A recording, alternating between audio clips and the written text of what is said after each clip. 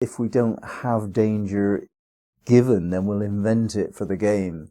You think about entertainments, and a story which does not have any threat of danger and disappointment and failure, it's not a story.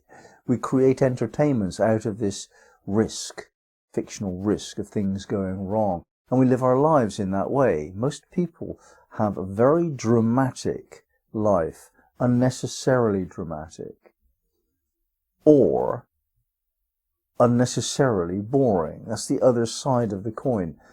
Safe becomes boring. So we have this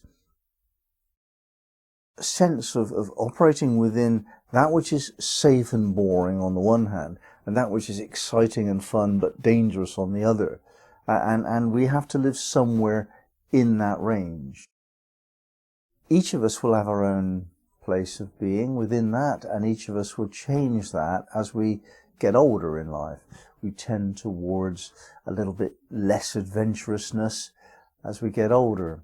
And children, although they are wanting more than anything else the security and safety that parents and a home offer, nevertheless have this greater appetite for adventure. And this childlike vitality should not really ever be allowed to be lost. There's a poet, Dylan Thomas, in Wales, in Great Britain, who speaks of this. He's mourning, really, before his father's death. He's mourning the fact that his father, who's just about to die, has lost his vitality. And he's angry about this. He loves his father very much. And he's raging against the dying of the light. Rage, rage against the dying of the light, he says in his poems. We do have to try to do that. It's not only as we get older, but it is most particular as we lose certain physical comforts and attributes. We got to do a little bit more work to stay vital and alive, but we must keep our minds on the go. We must keep our minds creative. And this doesn't only apply to aging, it applies to life-denying situations.